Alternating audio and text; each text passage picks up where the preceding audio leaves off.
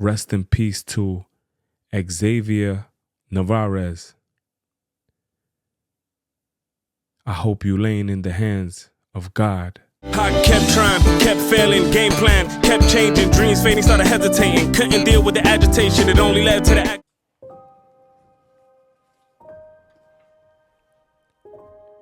I come before you today with a heavy heart, with a broken heart. I'm lost of words.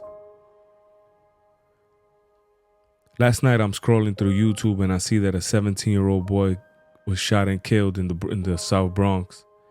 Then I see images of my building where I was born and raised.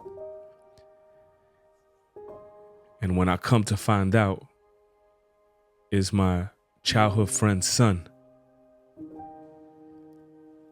which I really never met because I go to that block sporadically. Some of my family still live there. But me and his mother grew up. And as soon as I found out the news, I was brokenhearted and I was crushed by what happened to that young man. So before we move forward with the video, I would like to say rest in peace to Xavier Navarez. I hope you laying in the hands of God. New developments tonight in the deadly shooting of a 17-year-old in the Bronx. His accused killer is now behind bars. But as Naveen Dhaliwal reports, the teen's heartbroken family wants answers. The heartbreak was palpable as family and close friends trying to cope gathered at the building where Xavier Navarez once lived. He didn't deserve that. No one does, but he has so much to live for. It's too emotional right now. It don't feel real. So many with tears in their eyes. His sister was too grief-stricken to speak, but there's one thing for sure. Xavier was a good kid who had a bright future. Xavier's always been the funny kid, smart. He was excited about what was coming. About to graduate high school next year, he took these graduation photos just a month ago and was working on starting a clothing business. It was all mapped out. He was so excited to start that, looking at fabrics, threads, materials, just all type of different things to get him going and started. And then came that terrible moment Saturday night here on Oak Terrace, less than a mile from where Xavier lived. Police say the 17-year-old was shot in the back several times around 9:30 p.m. This woman saw the aftermath. And then the cop just kept doing compression. It's just really, it's hurtful. You know, like how could you see someone like that? Investigators have charged a 33-year-old man named James Walker with murder and manslaughter. And while his connection to Xavier and the motive behind the shooting is unknown at this time, his family says it's not going to bring Xavier back. And it's just unfortunately that his life was taken so soon. Gone, but won't be forgotten for making his short life the best possible in the time he had. The message I got today is that these streets don't love nobody. We invest so much time and energy in the streets. And it's pretty much playing Russian roulette when you step out that door. In my days, it's the trenches, it's the jungle. Some of us never think about it when we walk out that door that we could just get killed.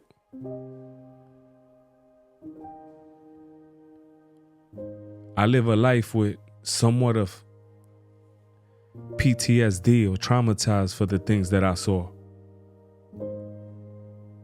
And if I was able to do it again, I'd do it again because the people in that area, in that building, made me who I am today. And so I don't know what exactly happened to this young man, but what stood out to me was that he was graduating this year, and last month he took his graduation pictures. We was gonna have somebody else from the building make it and push forward. and make it through. I heard Shorty wanted to be a clothing designer. So whoever killed him took out our next Dapper Dan, our next Gucci, our next Louis Vuitton. Because as far as the love that this kid got, he was special.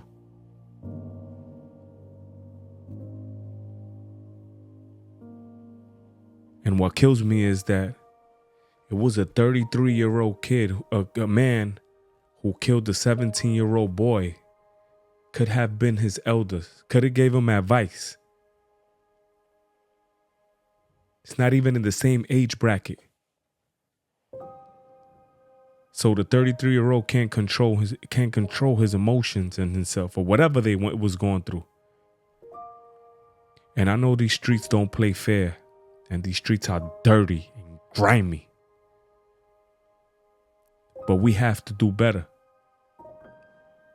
For Shorty, it was bad place, bad time. You know what I'm saying? I went out there today just because I couldn't. My spirit was tugging at me to go and try to see his mom and just to give her a hug and to tell her that I'm there for her. So I went down there. She was not in her apartment at the time. So her sister told me she was at the funeral. We went to the funeral. We gave her, me and my brother put some money together for his funeral services. And I left out that funeral home brokenhearted.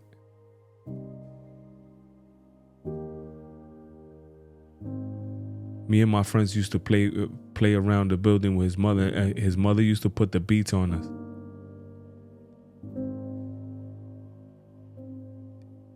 And I just want to tell his mom that I'm here, man. You are scarred for the rest of your life, and we're not supposed to bury our kids, man. That area is spicier now because these young rebels they have no chill button, man. They go 0 to 100 fast, and they let the best of their emotions take over them. So Xavier was just a victim of circumstance. But what makes me more upset is that he didn't get to make a shirt or some pens that might have changed the world. Somebody just want to get in their feelings and show that they gangster, show that they real, or whatever the case may be. At that, a 33-year-old, which breaks my heart, man. All I know, there was a lot of young little niggas out there showing love, man, and you could see where the love was. So I'm hurt, man. I know that whole girl, I know his mother, his whole family. Just never got to meet the young kid, man. But I am broken, y'all. I hate to do stories like this, but I just was thinking about when I was 17 and I wanted to be a baseball player, and I was just rolling around them streets as well. You never know when that day's coming when you playing Russian roulette with them streets. And 9 out of 10 is the innocent that get it. So if you listening to me right now, young boy, running them streets, those streets don't love you. 2 places for you. Final. Jail cell or that morgue, man. It's sad that a 33-year-old can't discipline a 17-year-old or even talk to him. Or even fight him. You gotta shoot. Before I leave, I want to give his mom and his family a Bible verse. John 11:25. Jesus says, I am the resurrection and the life.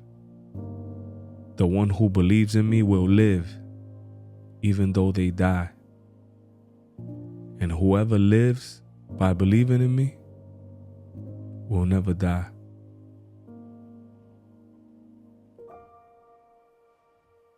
Sometimes as parents, we can't keep up with our kids. We become our kids' homies.